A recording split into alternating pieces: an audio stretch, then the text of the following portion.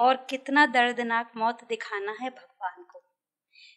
जल्लाद तो मौज में है और हम निर्दोष मारे जा रहे हैं, ऐसा कब तक? मैं अपने जीवन के ध्येय को जानना चाहता हूँ। मैं आत्मा यहाँ पे क्यों आया हूँ, कहाँ से आया हूँ, ये पर्पस हर एक आत्मा को जानना चाहिए। और मैं तो यही कहूंगी कि जीवन में केवल इसको ही जानने योग्य बचा है और कुछ भी जानने योग्य है ही नहीं। ये धर्म पिता जितने भी है उनके भी पिता का पिता है, वो परदादा है। हाँ, देखा जाए तो है ना। तो वो जो जैसे जैसे लोग ज्ञान सुनेंगे ना, पूरा ब्रह्म ज्ञान लेंगे, तब वो डिफाइन कर पाएंगे कि पूर्ण भगवान कौन है। बहुत सारे ऊपर के लोकों से, ब्रह्मांडों से, महाब्रह्मांडों से, गैलेक्सियों से, इवन दूसरे मल्टीवर्सेस से भी कई पावरफुल आत्माएं धरती पर उतर रही है, क्योंकि उनको पता है कि भगवान इस धरती पर, इस धरा पर आया है और वो परिवर्तन का काम करने आया है। और आपको परम शांति समझ आएगी कि परम शांति वो परम धाम की शक्ति है।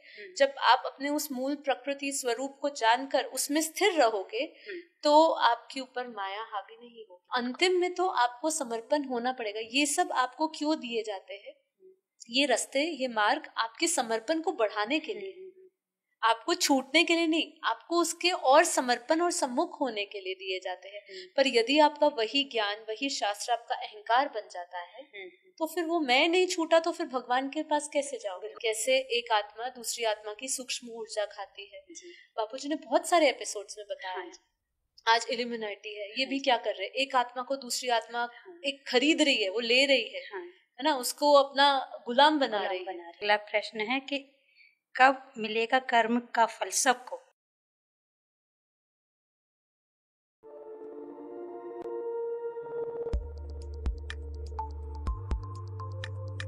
परम शांति, आप सभी का स्वागत है आत्मस्वरूप चैनल पर। आपका चैनल, हम सभी का चैनल और बापूजी का चैनल। इस चैनल पर हम बापूजी के बेहद के ज्ञान की वीडियोस डालते हैं। तो उन वीडियोज के नीचे जो कमेंट आते हैं कुछ बहन भाइयों के, तो आज उन प्रश्नों का उत्तर हम देने की कोशिश करेंगे, जिससे मैं आशा करती हूँ जो भी आज आपके प्रश्न होंगे उनका उत्तर आपको सही से मिलेगा, बेहद ज्ञान के अनुसार सबको समझ में आएगा। तो आज हमारे साथ हमारे प्रश्नों के उत्तर देंगे हमारे साथ स्पेशल गेस्ट हैं साक्षी दीदी। तो साक्षी दीदी, आपका बहुत बहुत स्वागत है आत्मस्वरूप चैनल पर। जी धन्यवाद जी। परम शांति दी। तो आइए दीदी शुरू करते हैं जी आज। जी बिल्कुल। आपका बहुत बहुत धन्यवाद। आपने अपने इस चैनल पे मुझे बुलाया। जैसे कि इन्होंने कहा, इनके चैनल पे 15,000 प्लस सब्सक्राइबर्स है और ये हमेशा बापूजी के वीडियोस, शॉर्ट्स बहुत सारे डालते हैं।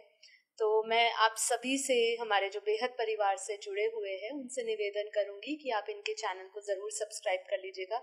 ये बहुत ही विशेष चुन चुन के बापूजी की वीडियोस को अपने चैनल पे डालती है और बहुत सारे लोग इनके चैनल को सुनना पसंद करते हैं।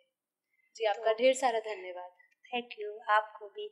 और दीदी का सुबह में 5:30 से 6:30 लाइव मेडिटेशन होता है, मेडिटेशन एंड मोटिवेशन चैनल पर। तो आप उनसे भी जुड़िए। आप जानते होंगे, इनको इंट्रोडक्शन की ज़रूरत नहीं है, तो आप अच्छे से जानते होंगे। तो सुबह में ज़रूर जुड़िए और अपने आत्मा का कल्याण करिए। तो दीदी शुरू करते हैं। जी बिल्कुल। हाँ, तो हमारा पहला प्रश्न आता है आपके लिए कि स्वयं का स्व परिवर्तन करना और आत्मस्वरूप को जानना इतना कठिन क्यों? जी, बहुत ही अच्छा प्रश्न से हमने शुरुआत की है, क्योंकि जैसे आपने कहा कि हमारे चैनल के माध्यम से हम आत्मस्वरूप की प्रैक्टिस करते हैं।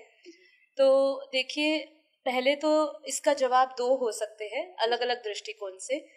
कोई इसको कठिन कहेगा, जिन्होंने जो इस मार्ग पर चल गए हैं, जिन्होंने बापूजी का ज्ञान लिया है, जिन्होंने वेदांत पढ़े हैं, अपने शास्त्रों का अध्ययन किया है, जो उपनिषद की घोषणाओं को समझते हैं, उन लोगों के लिए ये पथ सरल होगा। लेकिन इसको मैं 2 तरीके से समझाना चाहूंगी। जब तक व्यक्ति के जीवन में ज्ञान का अभाव होता है तब तक उसको हमेशा वो कठिन ही लगेगा। ठीक है। दूसरा ये कि ये कठिन इसलिए भी है क्योंकि लोगों ने इसको अपना ध्येय नहीं बनाया है। देखिए, आप जब अपने जीवन में किसी चीज का ध्येय साध लेते हो कि आपने ये मुझे करना है, संकल्प ले लेते हो, जब उस संकल्प से जुड़ लेते हो, वो जितना मर्जी कठिन काम हो, तो आपको उतना श्रम, उतनी मेहनत और उतना शक्ति परमात्मा हमेशा देता है। लेकिन जब जब आत्म स्वरूप की बात आती है, जब अपने आप को पहचानने की बात आती है, वो उसका अंतिम ध्येय बन जाता है। आज मानव कितने ऐसे लोग होंगे जो अपना ये पर्पस बना के रखे होंगे कि हमें अपने आप को जानना है। तो जब तक वो इस संकल्प से नहीं जुड़ेंगे तब तक उनको ये लक्ष्य तो कठिन ही लगेगा।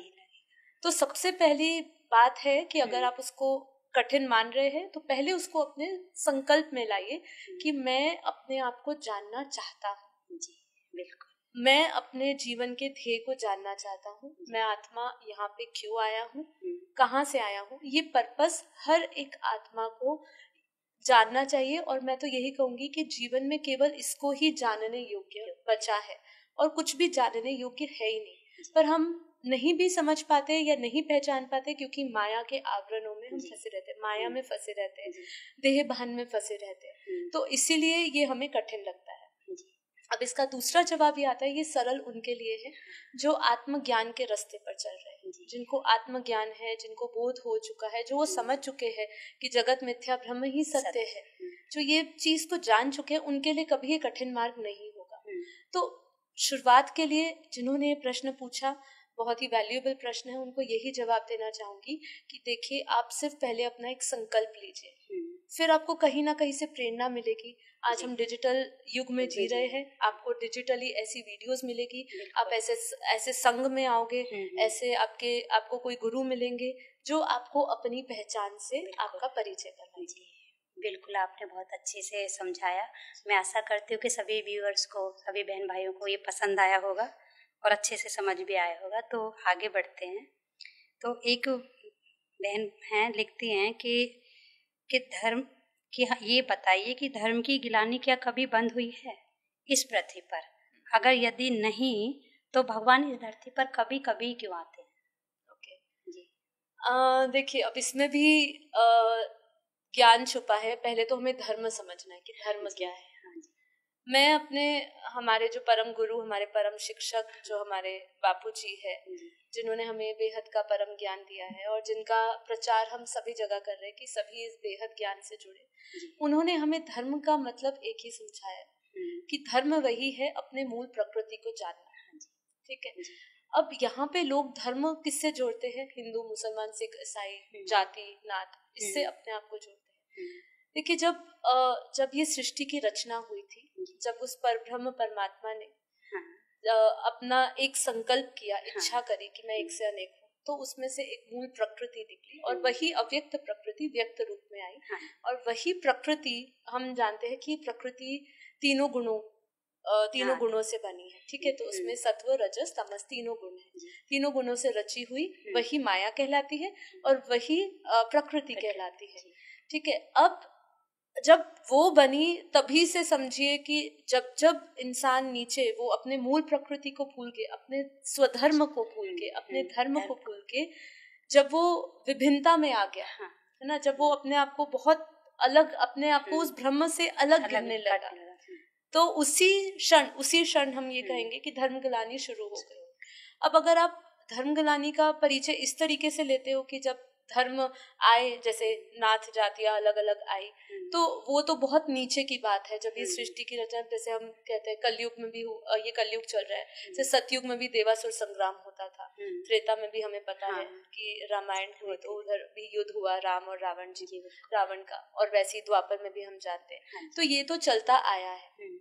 पर सबसे बड़ा धर्मग्लानि तभी होता है जब व्यक्ति अपने मूल धर्म को भूल के, अपने मूल प्रकृति को भूल के अपने आप को ध्येय समझने लगता है। उस समय उसके अंदर सारे विकार आ जाते हैं, उसके अंदर उसके अंदर अद्वैत भाव जैसी आ जाता है। जैसे एक दूसरे को देख रहा है, तो दूसरे को देखने का जो भाव है वो जब बदल जाता है पूरा, तो उसके बाद वहीं से धर्मग्लानि शुरू हो जाती है, क्योंकि वो एक को अलग देख रहा है। अब वो परमात्मा का अंश किसी को नहीं देख रहा, अब वो सबको अलग देख रहा है। उसी टाइम से धर्मग्लानि शुरू हो जाती है।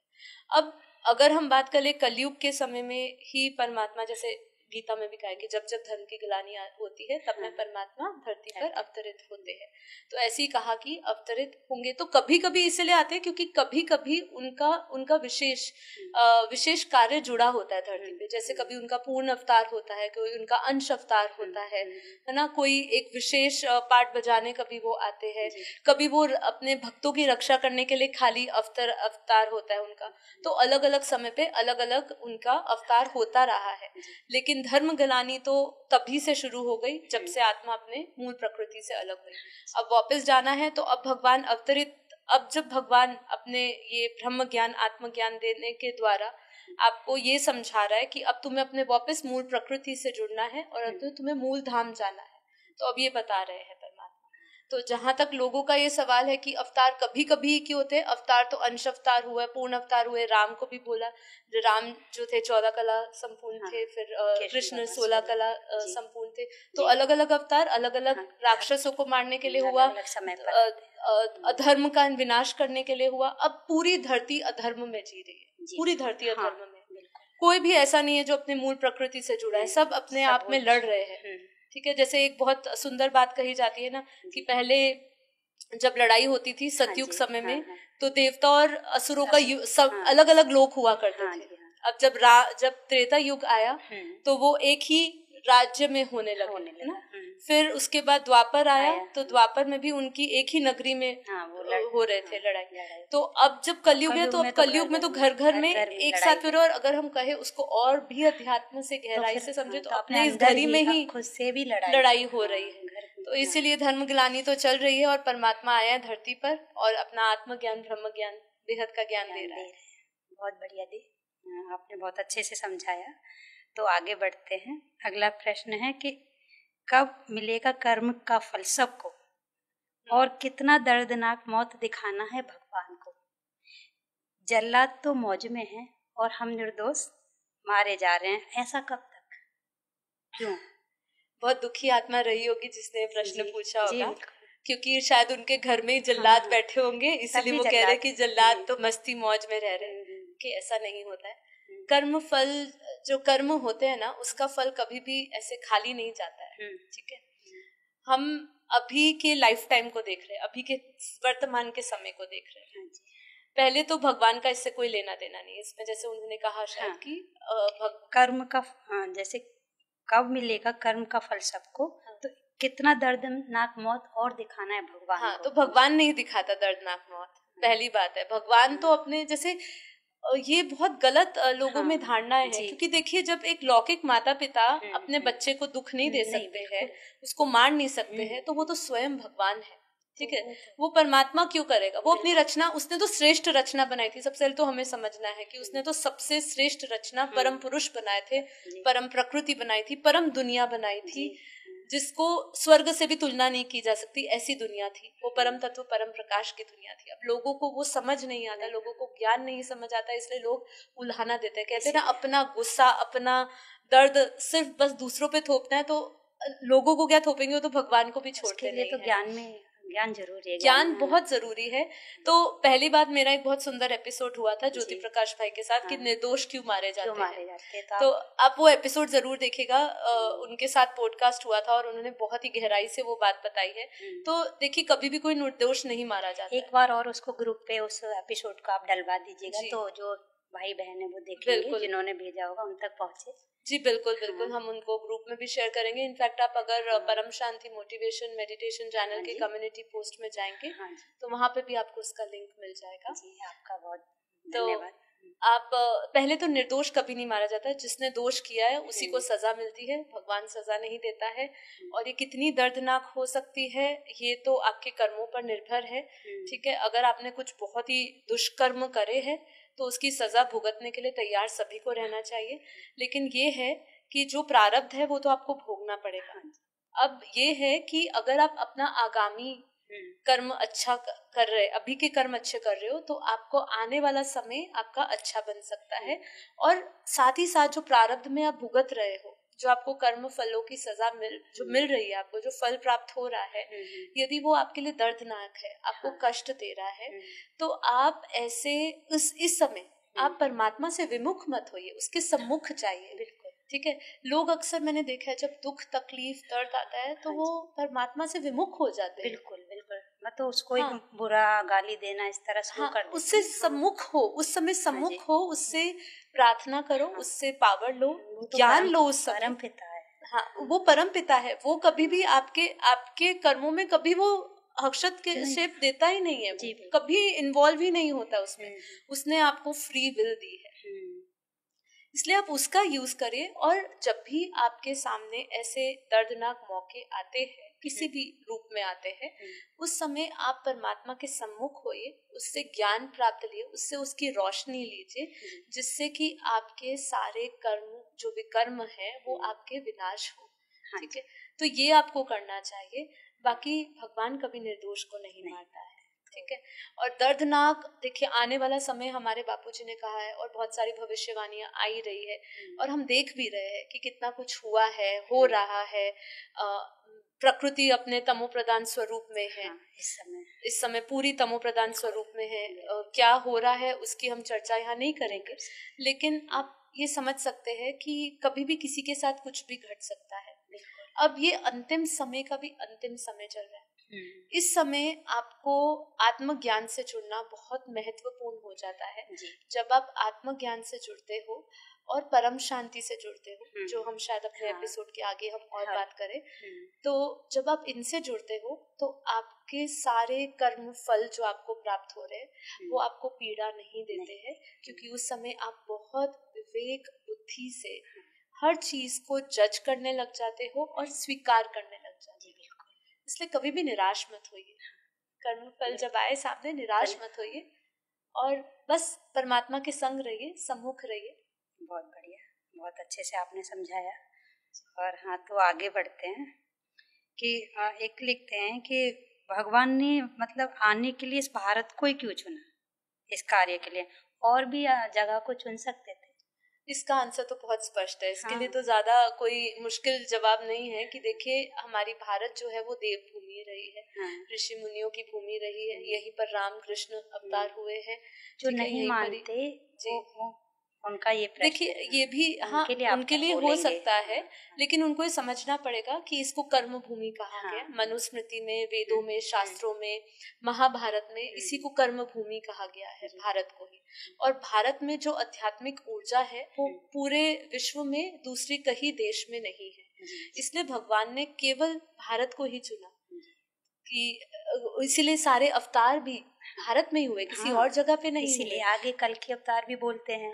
होगा नहीं होगा, हमारे ज्ञान के अनुसार तो नहीं होगा, अलग बात है, लेकिन क्लियरली बोला है कि वो भी भगवान का अवतार जो होता है, कल की अवतार भी होता है, उसकी भी जो भविष्यवाणी है वो भी भारत में ही है। जी बिल्कुल बिल्कुल, बहुत बढ़िया।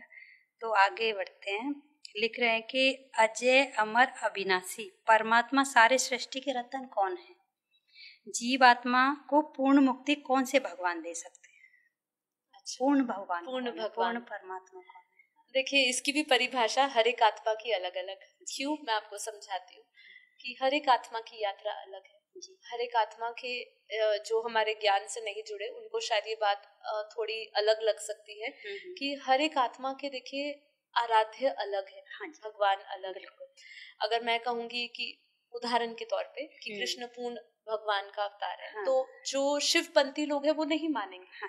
अब मैं बोलूंगी शिव इस ब्रह्मांड का क्रिएटर है, तो वही पूर्ण भगवान है, वही पूर्ण ब्रह्म है, उसी का निराकार रूप जिसको शिव कहा, तो वही पूर्ण ब्रह्म है। तो वही परमात्मा है, उसी से ही आपको अपने पूरा जीवन का आपका कल्याण उसी से होगा। पर वो विष्णुपंथी लोग नहीं मानेंगे ना। तो बात ये है कि पूर्ण मुक्ति देने वाला या पूर्ण आपके जो आधार है वो हर एक आत्मा के इष्ट अलग अलग है। कोई तो शिव में या विष्णु में भी नहीं, किसी का तो अपनी कुल देवियों तक ही किसी का सीमित है ना। तो अपूर्ण भगवान क्या है, अजर अमर अविनाशी कौन है? तो इसके लिए तो मैं आपको कहूंगी कि इसका आंसर बहुत विस्तार में दिया जा सकता है। हमारे बापूजी ने एक वीडियो बनाई है 7 सीक्रेट्स ऑफ शिवा, जिसके अंदर शिव है, महाशिव है, परम महाशिव है। ये अनंत लोक, अनंत ब्रह्मांडों की दुनिया है।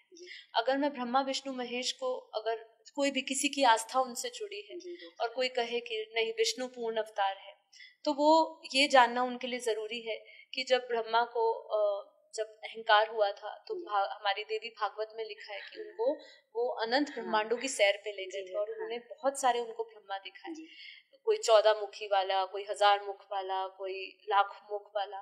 तो उनका अहंकार तोड़ा कि तू तो एक ही ब्रह्मांड का मालिक है। ऐसे अनंता अनंत ब्रह्मांड है, अनंता अनंत ब्रह्मांडों के ब्रह्मा विष्णु महेश भी अलग अलग है। तो अगर आप अपने आराध्य को जुड़ रहे हो, समझ रहे हो, तो पहले ये समझना चाहिए आपको कि पूरा ब्रह्म ज्ञान लीजिए, सृष्टि की क्रिएशन कैसे हुई, तब जाके आप पूर्ण परमात्मा से जुड़ पाएंगे, या जो पूर्ण ब्रह्म स्वरूप जहाँ से अद्वैत शुरू हुआ भाव है ना, वो वहां से जिसको पूर्ण निराकार पर ब्रह्म करवाया, वो पिता, ये धर्म पिता जितने भी है उनके भी पिता का पिता है, वो परदादा है हमारा, देखा जाए तो है ना। तो वो जो जैसे जैसे लोग ज्ञान सुनेंगे ना, पूरा ब्रह्म ज्ञान लेंगे, तब वो डिफाइन कर पाएंगे कि पूर्ण भगवान कौन है। मैं अगर अपनी धारणा बोलूंगी और मैं अगर बोलूंगी कि मैं बापूजी, हम बापूजी से ज्ञान लिखते हैं, हमारे लिए वही परम गुरु है, वही ऑलमाइटी है हमारे लिए, वो लोगों की भावना और उनके और प्रश्न आ जाएंगे कि आपने ऐसा कैसे कह दिया। तो देखिए,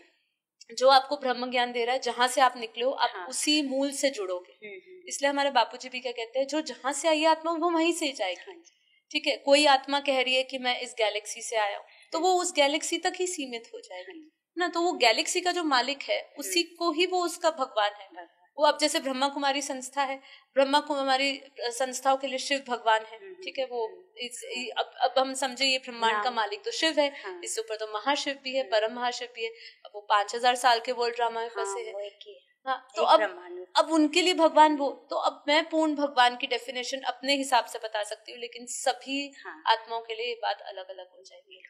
इससे विस्तार में ये आंसर नहीं दिया जा सकता था, क्योंकि बापूजी का ज्ञान आप 10 डेज का हमारा बेहद ज्ञान कोर्स करिए, उसमें एक लास्ट 8 या 9 एपिसोड आता है जिसमें आप परमात्मा को जानते हो। मतलब आत्मा से शुरू हुई आपकी यात्रा अनंत लोकों तक जाती हुई और अनंत ब्रह्मांडों को, महाब्रह्मांडों को समझती हुई, मल्टीवर्स को समझती हुई, फिर आप समझोगे कि उसका भी मालिक का मालिक है।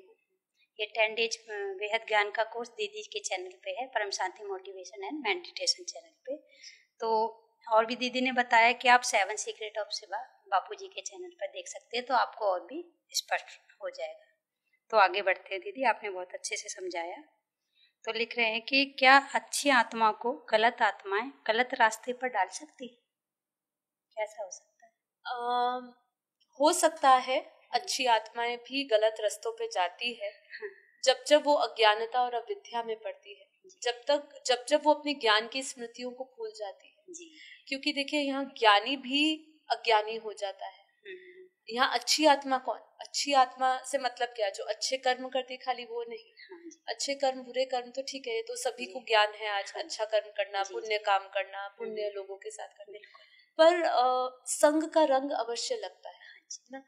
संग का रंग तभी नहीं लगता है जब आत्मा अपने पूर्ण ज्ञान स्वरूप में होती है, मतलब वो स्मृति में होती है कि, या वो अवेयरनेस में होती है। हर एक कर्म अपनी फ्री विल से करती है, दूसरों की फ्री विल थोपी नहीं जाती। आज आप देखेंगे जितने भी लोग, मैक्सिमम लोग, जो भी धारणाएं लोगों ने रखी है, चाहे वो अध्यात्म जीवन में हो, चाहे उनके संसार लौकिक जीवन में, जो भी वो कर रहे हैं, वो देखा देखी कर रहे हैं, है ना।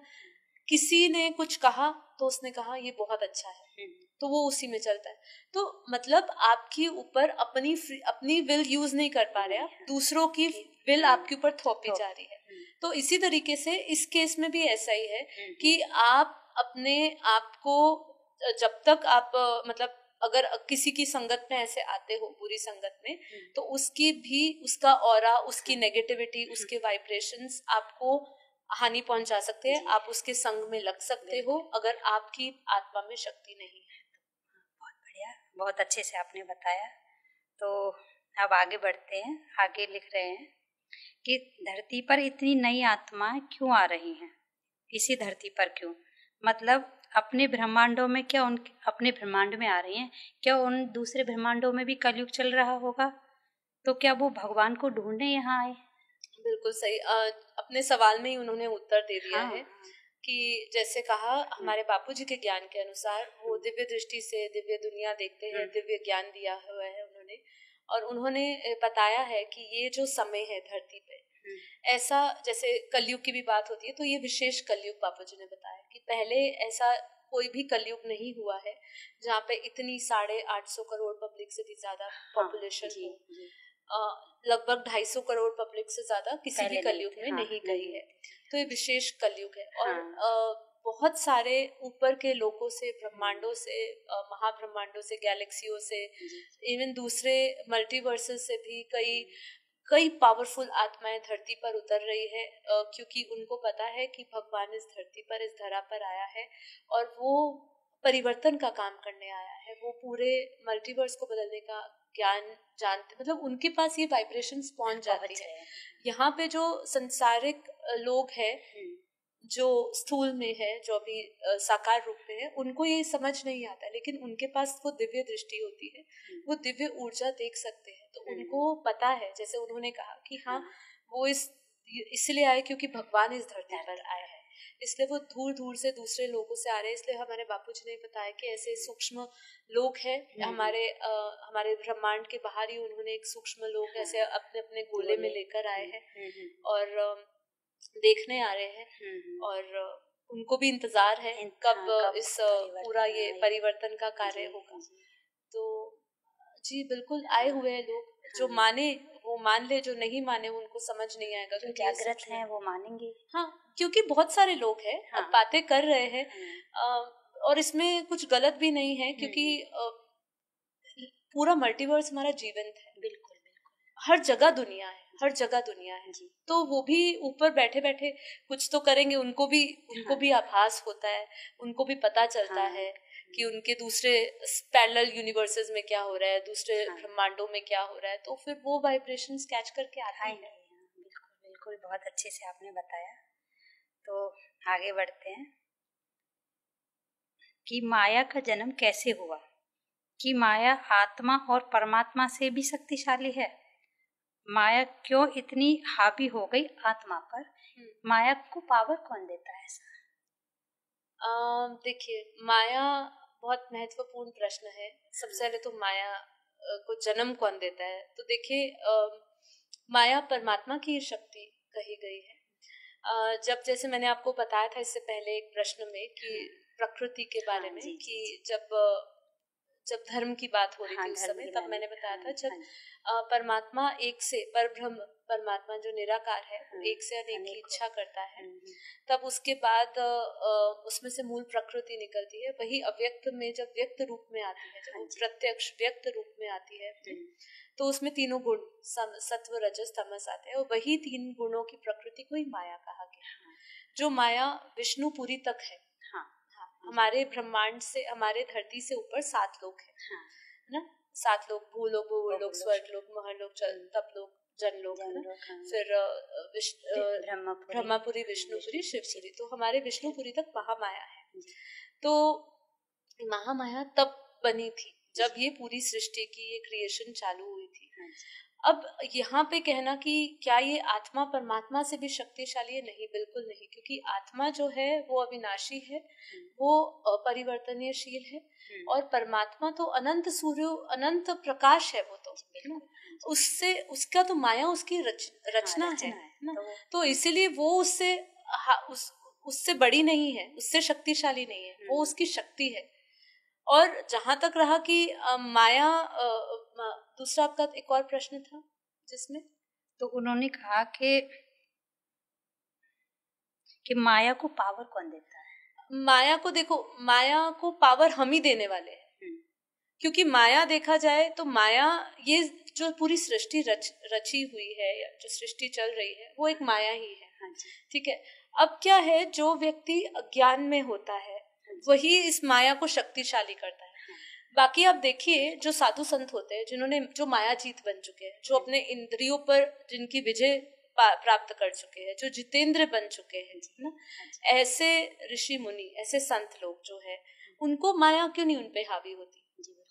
माया तब आप पर हावी नहीं हो सकती जब आप आत्मज्ञान और परम शांति स्वरूप में हो। आपने इस अवस्थाओं को प्राप्त कर लिया है तो माया कभी भी किसी भी समय, ऐसा कोई क्षण नहीं है, कोई समय नहीं है जब आप पर वो हावी हो सके। वो हावी तभी होती है जब आप अपने अज्ञान स्वरूप में होते हो, आप जब अपने मोह माया और ममता में फंसे होते हो, जब आप देह वाहन में होते हो तभी माया है। क्योंकि माया तभी आई जब अपने मूल प्रकृति से छोड़ के आपने आकार लेना शुरू किया, आकार में इच्छाएं आई। क्योंकि ये जो भी क्रिएशन हुई, मतलब हमारे बापूजी ने निराकारी, आकारी, साकारी, ये 3 दुनिया बताई है। ये आत्मा की 3 अवस्था है, निराकारी, आकारी और साकारी। जब आत्मा अपने निराकार स्वरूप को छोड़ के आकारी स्वरूप में आई और जब वो उसके अंदर तत्व बनने शुरू करे, मतलब जब वो निराकार परम प्रकाश में थी, परम प्रकाश से जब उसमें परम तत्व की दुनिया में थी, जब वो परम तत्व में थी, फिर धीरे धीरे जब उसके अंदर संकल्पों का, क्योंकि संकल्प ही हमारा ये आज का जो स्वरूप हम देख रहे हैं, जो आज हम अपना स्थूल साकार रूप देख रहे हैं, जड़ तत्व देख रहे हैं, ये हमारे संकल्पों की ही देन है। तो हमने जब संकल्प कर करके आज हमारी आत्मा अपनी चेतना की अवस्था इतनी गिर चुकी है कि वो हमेशा माया में ही रहती है। जब आप अपनी चेतना की उस उच्चतम अवस्था में पहुंच जाओगे तब माया आप पे कभी हावी नहीं होगी। तो अभी लक्ष्य यही है कि आत्मज्ञान और परम शांति, ये 2 चीजें जब इसका संयोग होगा आपके जीवन में ना, आत्मज्ञान से ब्रह्म ज्ञान की ओर जाएंगे और आपको परम शांति समझ आएगी कि परम शांति वो परम धाम की शक्ति है। जब आप अपने उस मूल प्रकृति स्वरूप को जानकर उसमें स्थिर रहोगे तो आपके ऊपर माया हावी नहीं होगी, तब आपके अंदर हमेशा परम आनंद की स्थिति में आप रहेंगे। तो माया तो रचने वाला वो शक्ति, ये पहली बात तो कंफर्म्ड है कि भाई वो आत्मा और परमात्मा से शक्तिशाली नहीं है। आत्मा में अनंत सूर्य का प्रकाश है, ठीक है। और माया तो परिवर्तनशील है, वो तो परिवर्तनशील है, बाकी तो अपरिवर्तनीय है। बहुत अच्छे से बताया। तो आगे बढ़ते हैं दी। तो लिख रहे हैं कि जब आत्मा में नेगेटिविटी आ रही थी, मतलब नकारात्मकता आ रही थी, तब भी परमात्मा को रोकना चाहिए था। ये सब आगे बताते हैं जी। जब अब सब आउट ऑफ कंट्रोल हो गया तो अभी क्यों ये सब परिवर्तन का कार्य शुरू हुआ? देखिए, भगवान एक तो अति होती है ना, तभी उसका अंत होता है, पहली बात। और भगवान ने नकारात्मकता हो रही थी, देखिए इसका ना इसको समझना है। जैसे एक बच्चा होता है ना, एक बच्चे को आप नया खिलौना देते हो, तो वो खिलौना आप देते हो तो वो खिलौने के साथ उसकी इतनी ममता, अटैचमेंट हो जाती है कि वो खिलौना जैसे ही उसको मिलता है उसके सारे खिलौने वो साइड में रख देता है। ऐसे ही कुछ हमारे साथ भी हुआ। जब हम धरती पर आए, जब वही परम पुरुष, परम प्रकृतियां, वही देवी देवता जब धरती पर उतरे तो उस समय धरा उनको बहुत अच्छी लगी। उनके लिए दुनिया नई थी, अनोखी थी, अद्भुत थी, सुंदर थी। और पहले की दुनिया वास्तव में अच्छी थी। पहले की दुनिया में ऐसे कोई कले कलेश नहीं था। वो परम तत्वों की सुंदर थी, संकल्पों की दुनिया थी वहाँ पे। सत्युग का वर्णन तो हमारे शास्त्रों में भी है। बापूजी ने भी कई सूक्ष्म दुनिया का, उन्होंने सत्युग का नहीं केवल कई सूक्ष्म दुनिया का, ऊपर का तपलोक का, महलोक का। बापूजी के ज्ञान को समझने के लिए उनके चैनल पे जाना ही पड़ेगा जी, आपको जाना ही पड़ेगा। आप हमारे मेन चैनल पे जाइए, बापूजी दशरथ भाई पटेल चैनल पे जाइए। 70 लाख लोग फॉलो करते हैं बापूजी के मेन चैनल पे, और आपको वहाँ पे हर एक लोक का एक ऐसा वर्णन मिलेगा ना कि अगर आप उस को ध्यान से सुनेंगे ना तो आप अपने आप को उस लोक में पहुंचे हुए पाएंगे। तो वो इतनी सुंदर थी कि वो दुनिया में हम रम गए। अब क्या हुआ, उस समय अनइंटेंशनली, हमें पता ही नहीं, जैसे आज हमें पता नहीं होता ना कि हम छोटे से बड़े कब हुए, हमें कोई आभास है इसका। अभी हमें लगता है ये तो थोड़ा पहले का गुजरा हुआ पल ही है कि हम पहले यहाँ करते थे, ये करते थे। आज उस समय को 10 साल बीत गए, उस समय को 20 साल बीत गए, हमें जैसे पता नहीं चलता। ऐसे ही वो समय भी ऐसा था जब हम इतना रमे हुए थे कि हम ही भूल गए कि हम कैसे अपने तत्वों में भारी होते गए, संकल्पों में भारी होते गए, इच्छाएं बढ़ती गई। और वो कब इच्छाएं, कामनाएं विकारों का रूप ले लिया उन्होंने, कि वासनाओं का रूप ले लिया, वो हमें ही नहीं पता चला। अब जब बच्चा फंस गया तब उसके बाप आके ज्ञान देता है, वो भी निकालता, ऐसे नहीं बोलता कि मैं तेरे को पकड़ के निकाल, वो तो कहता है तू अपने आप निकल, मैं तो तुझे सिर्फ ज्ञान दूंगा, मैं तेरे को रास्ता बताऊंगा। परमात्मा भी बंधे हुए हैं। हाँ, वो तो सिर्फ ज्ञान देने आता है और कुछ नहीं, वो आपको सेव करने नहीं आएगा, वो बोलेगा तू ज्ञान ले और तू अपने आप को बचा। जी बिल्कुल। तो इसीलिए हमारा जो ज्ञान है ना बापू जी का, वो आत्मनिर्भर बनाने का है। बिल्कुल, तो बहुत ही बढ़िया जी। तो सभी आत्मनिर्भर बनिए। तो आगे लिख रहे हैं, आगे है कि जिन्होंने भविष्य मल्लिका को ट्रांसलेट किया है, अब वो बोलते हैं कि ये कल्कि अवतार के ऊपर किसी ने पूछा है कि अब वो बोलते हैं कि उनका बेटा कल्कि अवतार है। आपको क्या लगता है, भविष्य मल्लिका क्या सच है या झूठ आपके अनुसार? देखिए, मैं जैसे आपने कहा अपने अनुसार ही जवाब देना है, तो इसमें उन्होंने कहा है कि उनके बेटे ही कल्कि अवतार बनेंगे। इस पे तो मैं ज्यादा टिप्पणी देना चाहूंगी, योग्य नहीं होगा ज्यादा इस पे जवाब देना। प्रश्न आता है। हाँ, पर वो ठीक है, सबकी अपनी अपनी धारणाएं हैं। का चल रहा है, बहुत चल रहा है और सबसे ज्यादा पॉडकास्ट भी उस पे ही चलते हैं। इसीलिए आप भविष्य मल्लिका के बारे में पूछे कि उसमें ये लिखा है, ये होने वाला है, तो सबसे ज्यादा उसके नंबर्स व्यूज आएंगे। पर हमें बापूजी ने देखिए समझाया, जो भी भविष्यवाणी की जाती है वो एक किसी काल में की गई, ठीक है। मैं ये नहीं कहती कि जिस काल में की गई होगी और जिस समय उनको जो दिखाया होगा वो गलत है। हो सकता है जो जिस काल में दिखाई गई हो, अभी मैं भविष्य मल्लिका की बात कर रही हूँ, उनका वो कल्कि अवतार है या नहीं उनके बेटे, वो मैं उसके ऊपर टिप्पणी नहीं देना चाहूंगी। तो भविष्य मल्लिका में जो भी लिखा है उसमें से कुछ बातें सत्य भी हो सकती है, कुछ बातें सत्य नहीं भी हो सकती है। क्योंकि एक चीज हमें समझना है, बहुत महत्वपूर्ण बात है जो बापूजी ने हमें समझाई है कि समय परिवर्तनशील है, सब कुछ बदलता रहता है। बिल्कुल, आपको अपने अगले पल का नहीं पता। जिस काल में लिखी थी उस समय चेतना का स्तर क्या रहा होगा, लिखने वाले का, देखने वाले का, कौन सी दृष्टि उसको प्राप्त हुई होगी, कितना ज्ञान प्राप्त हुआ होगा, ये हम नहीं कह सकते। अब जो समय आया है, जो अभी कालांतर चल रहा है, जो अभी जो युग चल रहा है, इस समय में जब स्वयं भगवान अगर आता है और वो निर्णय लेता है कि मुझे अब परिवर्तन करना है, या चेतना का स्तर, जैसे हमारे बापूजी ने बताया कि अगर सभी मानव जाति की चेतनाओं का स्तर बढ़ जाता है, उच्चतम अवस्था को वो प्राप्त होते हैं, आत्मस्वरूप उनका ज्ञान उनको मिलता है, बोध होता है और वो उसमें उतरते हैं, और यदि परम शांति के वाइब्रेशंस को फैलाया जाता है तो परिवर्तन संभव है, विनाश को रोका जा सकता है। ठीक है, अब ये बापूजी ने भविष्यवाणी करी। अब भविष्यवाणी तो हमें, मतलब भविष्यवाणी क्या, उन्होंने तो बताया है कि यह पॉसिबल है, आप कर सकते हो। लेकिन अगर आत्माओं का, जो मानव जाति है, उनका चेतना का स्तर नहीं बढ़ा तो विनाश पक्का ही पक्का है, और वो हम देख भी रहे हैं, हो रहा है। तो भविष्य मल्लिका में जो लिखा है वो मैं ये नहीं कहती कि वो सत्य या झूठ है, वो दोनों से परे है, क्योंकि समय में चेतनाओं का स्तर कितना बढ़ता है लोगों की, उसके ऊपर निर्भर है। अगर वो अभी भी जुड़ जाते हैं, आत्मज्ञान ब्रह्म ज्ञान लेते हैं और वो परमात्मा की ओर मुड़ते हैं और वो परम शांति वाइब्रेशन से जुड़ते हैं, आप सोचिए कलेक्टिव कॉन्शियसनेस से जैसे आज धरती गिरी है, वैसे अगर कलेक्टिव कॉन्शियसनेस हायर स्टेज पे चली जाएगी, ठीक है, अपने सभी ये लक्ष्य ले लेते हैं कि मैं उस हाईएस्ट से जुड़ना है, मुझे उस हाईएस्ट को जानना है और अपने उस हाईएस्ट पर पहुंचना है, तो फिर कलेक्टिवली जो प्रकृति तमो प्रदान हो चुकी है, उस प्रकृति में पॉजिटिव वाइब्रेशंस जाएंगे, वही पॉजिटिव वाइब्रेशंस परिवर्तन का स्वरूप ले सकते हैं, है ना। तो इसीलिए भविष्य मल्लिका झूठ सही की बात नहीं है। बात यही है कि जितनी आत्माएं जागृत होगी, जितनी चेतनाओं का स्तर बढ़ेगा, उतना ही आप अपना भविष्य को सिक्योर कर सकते हैं। बहुत बढ़िया, बहुत अच्छे से आपने बताया। तो आगे बढ़ते हैं। तो देख रहे हैं कि कल्कि अवतार को तो बापूजी श्रीमद् भागवत गीता में वर्णन है कल्कि अवतार का जी, और उसी में कृष्ण अवतार का भी वर्णन है। बापूजी उनको तो मानते हैं जी। अगर आप कृष्ण अवतार को मानते हैं तो कल्कि अवतार को क्यों नहीं मानते हैं कि वो होगा?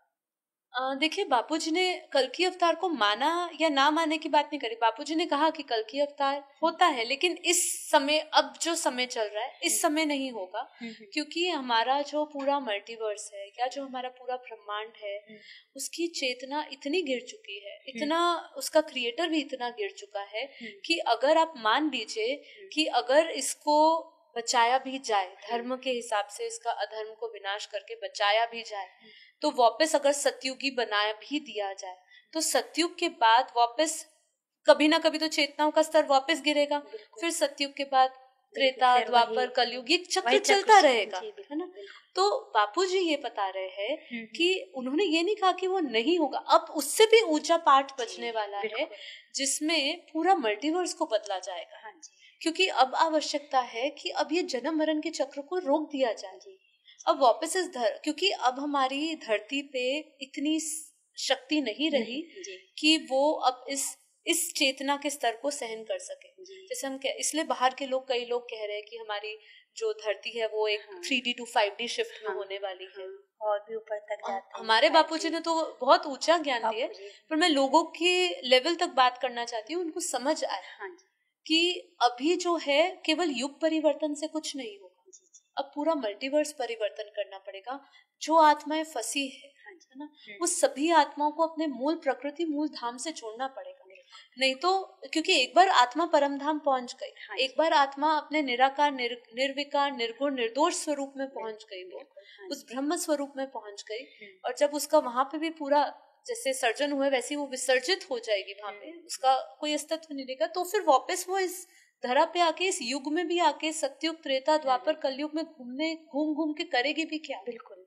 और आज जो 5000 साल पहले ड्रामा हुआ ये अपना द्वापर युग में, अब आप सोचिए कि अगर द्वापर वापस आता है कि क्या उसी चेतना के स्तर रहेगा। मतलब प्रैक्टिकली लोगों को समझना चाहिए कि ये लगातार गिरता जा रहा है, सब गिरता जा रहा है। पहली जैसी दुनिया कभी भी सेम नहीं बनी है। जितने युग बीत चुके हैं उसके हिसाब से अब जो नए युग भी आएंगे वो भी लॉस हो रही है, पावर। हाँ, बिल्कुल सही कहा आपने, पावर लॉस होती जा रही है, आत्माओं से शक्ति निकलती जा रही है, और कभी भी वो अपने उस पूर्ण रूप में नहीं पहुंचेगा अगर उसको ये ज्ञान नहीं मिला और वो मल्टीवर्स परिवर्तन की ओर नहीं गया। तो बापूजी का यहाँ पे कोई ऐसा मत नहीं है कहना कि उनका कोई विशेष रूप से कहना है कि कल की अवतार होता ही नहीं। कल की अवतार होता है, बट अभी जो समय है वो समय नहीं है। आप सबको समझ आ गया होगा कि कल के अवतार क्यों नहीं होना है। तो आगे बढ़ते हैं दी। तो अगला प्रश्न है कि हम एक आत्मा है, शायद दुखी है, कि हमें तो सॉल्यूशन चाहिए कि हम कैसे बचें। देखिए बापूजी की वीडियो भारत बचेगा कैसे, पार्ट 1, पार्ट 2, पार्ट 3, फिर पार्ट 4 में परम शांति के वाइब्रेशंस के ऊपर है। आप सभी को बचना है, लेकिन बचाने वाला ज्ञान दे रहा है आपको। अब वो समय नहीं है जैसे विष्णु, जब भगवान विष्णु आए थे और नैया लेकर आए थे और कुछ बीज को ले गए थे। देखिए, तो भी वो 850 करोड़ पब्लिक में से कुछ ही बीज को लेकर जाने वाले हैं। अगर तो आप सोचिए कि कौन उसमें जाएगा। आपको बस सोल्यूशन चाहिए ना, तो सोल्यूशन सबसे पहले शुरू ये करिए, अपनी इस आध्यात्मिक यात्रा को शुरू करिए। सवाल पूछने वाले ना बहुत है, लेकिन जब उसका जवाब से उसके ऊपर चलने की बात आती है ना, तो नहीं चलते। मैं आप सभी से निवेदन करूंगी, शॉर्टकट्स नहीं होते हैं कभी भी। अध्यात्म एक पढ़ाई है, ठीक है, बहुत बड़ी पढ़ाई है और बहुत डीप में उतरना पड़ता है, बहुत कुछ छोड़ना पड़ता है उसके लिए। मैं एक बात आपको समझाऊंगी कि कहीं पर भी हम सफलता प्राप्त करना चाहते हैं ना मनीषा बहन, तो आपको वो सफलता कैसे मिलती है। पहले तो आप अपना वो पर्पस सेट करते हो। अब आप ये सोचिए कि उस पर्पस में आप उसमें कितना कुछ छोड़ सकते हो उसको पाने के लिए। आपको अपने उस लक्ष्य से कितना प्रेम है। अब जब ये दो चीजें आप निर्धारित कर लोगे ना, तो ही जाके आप इसका सोल्यूशन पाओगे। जो आपने पूछा ना कि हम कैसे बचे, हमें तो कैसे बचे, तो ऐसा नहीं आपने पाप करे, आपने कभी आत्मज्ञान नहीं लिया, कभी आपने अपने बारे में नहीं सोचा, बस अपने देह भान में फंसे रहे, देह बुद्धि में रहे, संसार में रहे, माया में रहे, खाया पिया मौज किया, तो भगवान कैसे बचाएगा। आपको कम से कम उसके पात्र तो बनना पड़ेगा।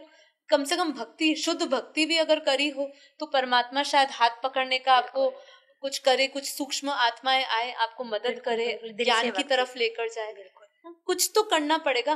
खाली घर पे बैठे हुए प्रश्न पूछना वो बहुत सरल हो जाता है, पर उसके लिए आपको क्या कर सकते हो, उस लक्ष्य को पाने के लिए क्या क्या त्याग सकते हो, क्या क्या छोड़ सकते हो।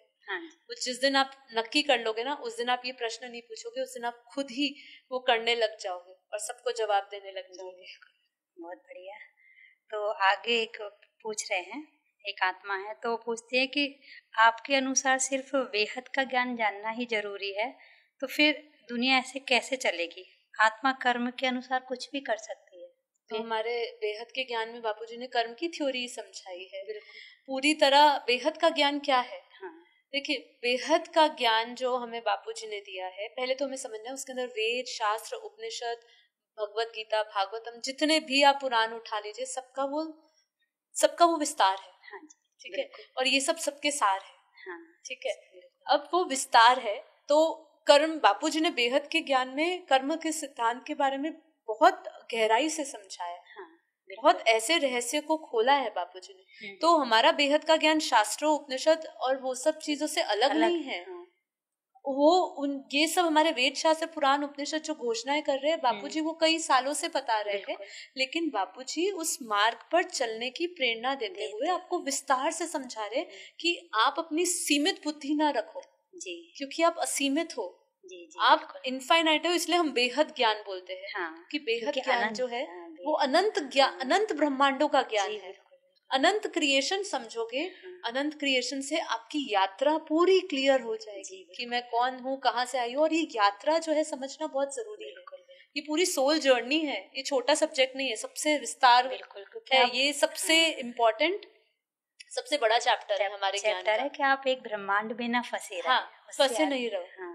इसीलिए तो बेहद का ज्ञान लेकर अगर हम बात करते हैं कि हम, बापूजी ने कहा है कि बेहद का ज्ञान ही सही है, उसमें पूरी सारे सब्जेक्ट्स आ जाते हैं, सारे विषयों को हम कवर करते हैं। तो अब ये संसार को कैसे मिलेगा? तो आप कम से कम वेद, शास्त्र, उपनिषद जो हमें समझा रहे हैं, जो हमें योग सूत्र सिखा रहे हैं, वो सब सुनिए और उसके बाद आप बेहद का ज्ञान सुनिए। आपको सब समझ आएगा कि वो सब इंटरकनेक्टेड है। जी बिल्कुल। और फिर उसके बाद आपकी अनंत की यात्रा शुरू हो जाएगी।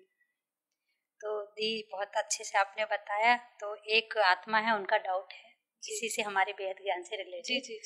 तो कहते हैं कि क्या आपकी संस्था ब्रह्म कुमारी से रिलेटेड है? और आगे है कि आपकी बहुत सी बातें उनसे मिलती हैं। इसका तो जवाब दे दे के हम अपने चैनल पे भी, और बापूजी के मेन चैनल पे उनकी खुद की वीडियो है, बाय बापूजी लेफ्ट ब्रह्मा कुमारी जी, उनकी पूरा एक वीडियो है। और बहुत पॉपुलर वीडियो है ब्रह्मा कुमारी के लिए, जो स्पेशली उस संस्था से छोड़ के यहाँ पे आए हैं। पहली तो बात, हर एक सफेद कपड़े पहनने वाले ब्रह्मा कुमारी नहीं है। मैं आपको क्लियरली बोलती हूँ, मैं अपने सुबह लाइव एपिसोड्स में बोलती हूँ, क्योंकि मुझे भी नीचे कई बार ये कमेंट्स मिलता है। जब मैं अपने पॉडकास्ट देने गई थी, तो पॉडकास्ट में भी जब मेरा स्पीकिंग ट्री पे पहला पॉडकास्ट हुआ था, जिसमें मैंने पूरा सोल जर्नी और ये सब समझाया था, तो उसमें मुझे बाहर कोई मिले थे, तो उन्होंने कहा आप ओम शांति वाले हो? मैंने कहा नहीं, हम ओम शांति वाले नहीं है, हम परम शांति वाले। अच्छा, परम शांति ओम शांति अलग है? तो हमने कहा हाँ बिल्कुल, दोनों बहुत अलग है, जमीन आसमान का फर्क है। देखिए, एक चीज समझने की कोशिश करिए, आत्मा का जो ज्ञान है उसको, वो कोई अलग नहीं है। आप उसके लिए हमारे ऋग्वेद, यजुर्वेद, अथर्ववेद, सामवेद, ये तीनों जो कह रहे हैं, कोई कह रहा है अहम ब्रह्मास्मि, कोई कह रहा है प्रज्ञानम ब्रह्म, तो ये 4 जो महावाक्य है, ये सब यही बता रहे हैं कि आत्मा ब्रह्म है, जो वो है वो तुम हो, वो सब बता रहे हैं। तो चाहे वो ब्रह्मा कुमारी संस्था बताए, चाहे वो कोई साधु संत बताए, ये बात को नकारा नहीं जा सकता। तो ये बात अगर हम बोलेंगे, तो ये बात अगर हम बोल रहे हैं, ब्रह्मा कुमारी बोल रही है, तो उसका मतलब ये नहीं है कि हम एक हैं। नहीं, ठीक है, हमारा बहुत ज्ञान अलग है। हम वेदों, शास्त्रों, उपनिषदों को मानते हैं, ठीक है। हम बापूजी ने 5000 साल का वर्ल्ड ड्रामा बिल्कुल नहीं मानते हैं। हम तो मानते हैं, हमारा जो शास्त्रों में लिखा है कि हमारे जो 4 युग है, उसका समय गणना जो दी गई है, आप उसको पूरा डिटेल में पढ़िए, ठीक है। तो आपको समझ आएगा कि हम तो वेदों शास्त्रों के हिसाब से समझाते हैं कि ये पूरा जो ब्रह्मांड की जो आयु है, ब्रह्मा की 100 साल की है। ऐसी कोई बातें ब्रह्मा कुमारी में नहीं की जा सकती। तो अपना कॉन्सेप्ट जब हमें आप सुने तो क्लियर रखिए, वो एक बेसिक नॉलेज है, क्योंकि वो आत्मा बहुत अच्छा कार्य कर रहे हैं, उनके साथ कोई हमारा बैर नहीं, बहुत अच्छा कार्य करते हैं। और हमारे पास आने वाली मैक्सिमम आत्माएं ब्रह्मा कुमारी होती हैं, क्योंकि कई आत्माएं 5000 साल के वर्ल्ड ड्रामा को नहीं मानती, समझ नहीं आती। जो हाईली इंटेलेक्ट आत्माएं हैं, इंटेलिजेंट सोल है, वो 5000 साल के वर्ल्ड ड्रामा को क्यों मानेंगी? कोई कौन कहता है 1250 का कलयुग, सतयुग, त्रेता, द्वापर, 1250 में कहीं लिखा ही नहीं। कलयुग का समय 4,32,000 का है। शास्त्रों को झूठा, शास्त्र को झूठा। और हमारा जो बेसिस है वही शास्त्र उपनिषद है। बापूजी तो उन्होंने पूरा काल चक्र समझाया है बापूजी ने, वो पूरा का पूरा शास्त्रों के आधार पे समझाया है। तो पहले तो यहीं पर ही हम उनसे अलग हो जाते हैं। वो कहते हैं कि ड्रामा हूबहू रिपीट होता है, ऐसे कैसा दोहराता है, तो वो तो कर्म सिद्धांत के खिलाफ हो गया। जहाँ पे उनके, मैं पर्टिकुलरली किसी का नाम या कुछ लेना नहीं चाहूंगी, लेकिन वो कर्मों के ऊपर इतना डीप फिलॉसफी दे रहे हैं। लेकिन यहीं पर ही अगर हम बात करें कि वो बोलते हैं कि हूबहू रिपीट होता है ड्रामा, तो आप खुद सोचिए कि आज मैं अच्छे कर्म क्यों करूंगी जब मेरे साथ यही गुजरना होगा। तो देखिए यहाँ पे मैं उनके तो ऐसा तो होना ही है, होना ही है, तो वही करो। तो यहाँ पे देखिए हम उनसे आपको पूरे विस्तार में, हमारी भी एक वीडियो है कि हमने बीके का एक, मेरी भी पॉडकास्ट हुआ है, एक वीडियो भी है मेरे चैनल पे, और बापूजी के भी चैनल पे बहुत सारी वीडियोस है। स्पिरिचुअल पॉडकास्ट विद अनंत पटेल पे भी बहुत सारे ब्रह्मा कुमारी आत्माएं हैं जो वहां से टूट के यहाँ पे आई है। आप उनके चैनल पे जाके, स्पिरिचुअल पॉडकास्ट विद अनंत पे जाके आप पूरी वीडियोस देखिए, आपको क्लियर कॉन्सेप्ट आएगा। इस पे तो बहुत बड़ी विस्तार से चर्चा की जा सकती है, लेकिन हमारे बापूजी ने हमेशा ये सिखाया है कि अपनी लाइन लंबी करो, हमें किसी की लाइन को छोटी नहीं करना है, अपनी लाइन लंबी करो। और हमारा ज्ञान तो अनंत ब्रह्मांडों का है, तो एक ब्रह्मांड के बातें करने वाले लोगों के साथ हम कहाँ अपनी तुलना करेंगे। हमारे बापूजी का ज्ञान बहुत विशेष है, और कुछ बातें मिलती होगी क्योंकि वो यूनिवर्सल ट्रूथ है। जो बातें वो कह रहे हैं वो साधु संत भी कह रहे हैं, कोई आत्मज्ञानी ब्रह्मज्ञानी संत होगा वो भी कह रहा है, क्योंकि वो भी उस अवस्था को प्राप्त हो चुके हैं। बहुत बढ़िया आपने समझाया, उसके लिए आप बापूजी का ज्ञान सुनिए तो आपको और भी समझ में आएगा अच्छे से। तो आगे बढ़ते हैं कि परम शांति को कैसे प्राप्त करें। बेहद ज्ञान के अनुसार हम परम शांति को कैसे प्राप्त करें और परम धाम जाने की विधि क्या है? जी, इसके लिए तो आप देखिए, मैं सबसे निवेदन करूंगी कि आप हमारे मॉर्निंग के एपिसोड्स को सुनिए। हमारे चैनल परम शांति मोटिवेशन मेडिटेशन चैनल को सब्सक्राइब करिए, जाइए, वहाँ पे बहुत सारी वीडियोस है। और बापूजी ने जो परम शांति का, मेरी एक वीडियो है जो बापूजी की प्रेरणा से ही बनाई थी। बापूजी ने कहा था कि अब समय आ चुका है कि सबको परम शांति के बारे में बताना। तो भारत का सबसे प्राचीन योग यही परम शांति योग है। और परम शांति को कैसे प्राप्त हो सकते हैं? परम शांति को तभी आत्मा प्राप्त हो सकता है जब वो अपने इस देह भान को छोड़ेगा। सबसे पहले है ना, ये देह हमारा बंधन है। देह के हर एक स्वरूप, देह का हर एक रिश्ता जो हम इस धरती पर एक्सपीरियंस कर रहे हैं, वो सब बंधन है। परम शांति तभी इंसान पाएगा जब वो इस देह और देह के सभी संबंधों को भूल के परमात्मा से जुड़ेगा। आत्म स्वरूप में तो टिकना है, वो भी हम उस चैप्टर पे भी आएंगे, लेकिन सबसे पहले देह और देह के संबंधों के साथ अपने कर्तव्य बुद्धि के साथ कार्य करना है। बापूजी ने ये नहीं कहा कि आपको घर बार छोड़ के आना है। परम शांति योग और परम शांति आप अपने घर बैठे प्राप्त कर सकते हैं, घर बैठे अनुभव कर सकते हैं, और घर बैठे फैला भी सकते हैं। अपने घर को भी बदल सकते हैं, वाइब्रेशंस, हायर वाइब्रेशन से जोड़ सकते हैं, क्योंकि परम शांति हाईएस्ट वाइब्रेशंस का ये एक ऊर्जा है जी, जो परम धाम स्वरूप ही परम शांति। जी, हमारा ओरिजिनल स्वरूप ही परम शांति है। तो जब आपको परम शांति से जुड़ना है तो सबसे पहले कुछ चीजें अपनी जिंदगी में सबसे पहले शुरू करिए। पहला कि हमें अपने जितना भी है देह और देह के संबंधों को छोड़ना नहीं है, पर उनके साथ जो अटैचमेंट है, जो मोह ममता है, इसलिए हमारे में नष्टो मोह स्मृति लब्धा बापूजी ने सिखा, उनके साथ अटैचमेंट्स नहीं रखनी है।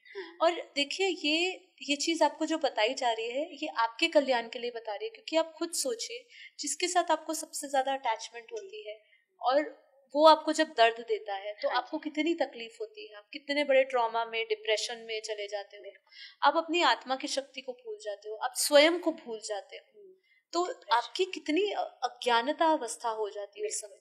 इसलिए बापूजी कहते हैं कि अगर परम शांति में रहना है तो देखते हुए ना देखो, सोचते हुए ना सोचो, मतलब जितना हो सके अपना चिंतन अपने भीतर लेकर आओ, आत्मचिंतन करिए, इंट्रोस्पेक्शन अपने भीतर करिए। मैं अपने अंदर क्या बदलाव कर सकता हूँ, मेरे अंदर क्या गलतियां हैं, मैं किस तरीके से अपने पूर्ण स्वरूप से जुड़ने के लिए कौन सा ज्ञान ले सकता हूँ, कौन सा संग कर सकता हूँ, कौन सा सत्संग करूँ, कौन सा ज्ञान सुनूं, ऐसा आत्मज्ञान देने वाला कोई मुझे गुरु मिले। या सीधी और सरल तरीके से बापूजी के वीडियोस को सुनिए, या रात को जो डेली लाइव अनंत करवाते हैं, मैं सुबह कराती हूँ। मेरा प्रयास यही रहता है कि लोग अपने जो घर के माहौल से दुखी हो चुके हैं, क्योंकि आत्मज्ञान लेना या परम शांति स्थिति में रहना ये बहुत ऊंची अवस्था है और ये हर कोई नहीं कर सकता है। इसके लिए आपको अपने जीवन का कुछ शेष समय उसमें लगाना होगा, और वो शेष समय की शुरुआत आपको डेली करनी होगी कुछ घंटों से, जिसमें आप अपने भीतर उतरने के लिए, अपने लक्ष्य को जानने के लिए उतरिए और फिर जानिए कि अशांत हम कभी भी नहीं थे। ये हमारी ये जो माया है, हमारी जो इच्छाएं है, कामनाएं है, ये हमें दुखी करती है। अगर हमारी इच्छाएं खत्म हो गई तो हम दुख स्वरूप में होंगे? नहीं होंगे।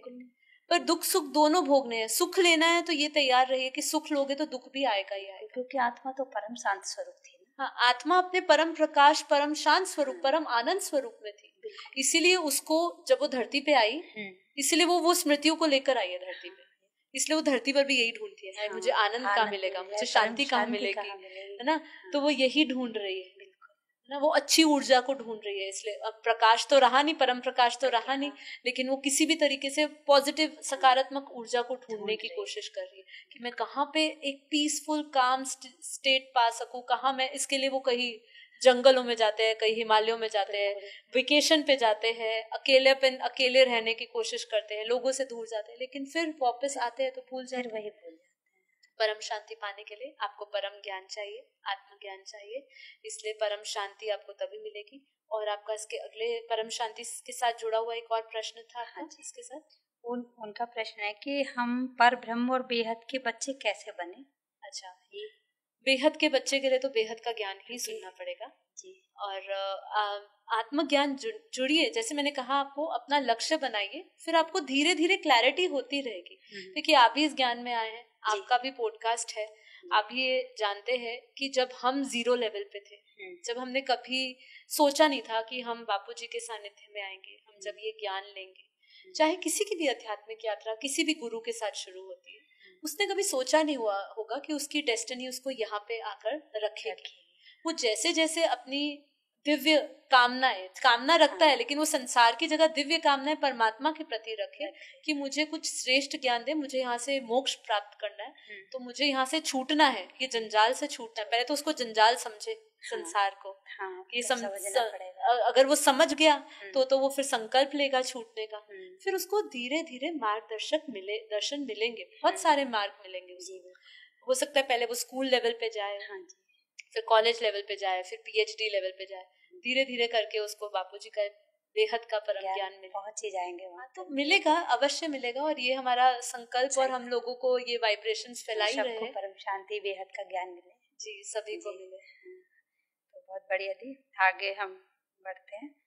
तो उन्होंने कहा, एक आत्मा है कि जब ऊपर वाला सब मिटा ही देगा तो आत्माएं लाइट हाउस ढूंढेंगी। जब सब मिट जाएगा तो आत्माएं लाइट हाउस ढूंढेंगी, तो धरती तो खत्म हो जाएगी, तो लाइट हाउस कहाँ बनेगा। पहले तो देखिए, ये जो प्रोसेस है ना, ये प्रोसेस ऐसे हमारे बापूजी ने कहा सेकंडों में होने वाला है, ठीक है। लेकिन ये समय कौन सा समय, ये अंतिम समय है। जब अंतिम समय, जब लाइट परम प्रकाश उतरेगा, परम धाम से परम प्रकाश, जो दिव्य आत्माएं जुड़ी है बेहद के ज्ञान से, उनको पता है कि ये परम धाम से परम प्रकाश उतारने की क्या विधि है। कि जब आप आत्म स्वरूप में टिकते हैं, अपने स्वरूप में टिककर आप अपने परमात्मा से, बेहद के दादाजी को हम याद करते हैं, उनसे परम प्रकाश लेते हैं, और फिर वही परम प्रकाश हम इस धरा पे उतारते हैं, तो इस धरा के वाइब्रेशंस को हम परम शांतिमय बना देते हैं। अब वो जब परम शांतिमय बनेंगे, इसी से पूरा वायुमंडल लाइट हाउस, क्योंकि वो परम प्रकाश परम धाम से उतरेगा, ठीक है। तो ये एक विधि हुई, ये लाइट हाउस बनेगा। अब ये लाइट हाउस बनेगा, पर ये लाइट हाउस बनेगा क्योंकि उन आत्माओं के लिए, जो आत्माएं यहाँ शेष, जो बेहद के परम ज्ञान से जुड़ी है, या जो दिव्य आत्माएं हैं, जो साकार में है, हमारे स्थूल शरीर जैसी है, और जो आकारी है, वो आत्माएं तो समिट के ऊपर अपने विमान में या जहाँ से आई है वहां तक पहुंचेगी, ठीक है। लेकिन बाकी जो आत्मा है, उनको ये लाइट हाउस दिखेगा, इसलिए भारत विश्व गुरु बनेगा। ये हमारे सभी जगहों पे कहा, इवन मोदी जी भी ये नारा देते हैं कि भारत विश्व गुरु बनेगा। तो ये परम प्रकाश धरती पे उन लोगों के लिए होगा जिन लोगों ने इस भारत को अंडर एस्टिमेट किया, जिन्होंने उस परमात्मा की शक्ति को नहीं जाना।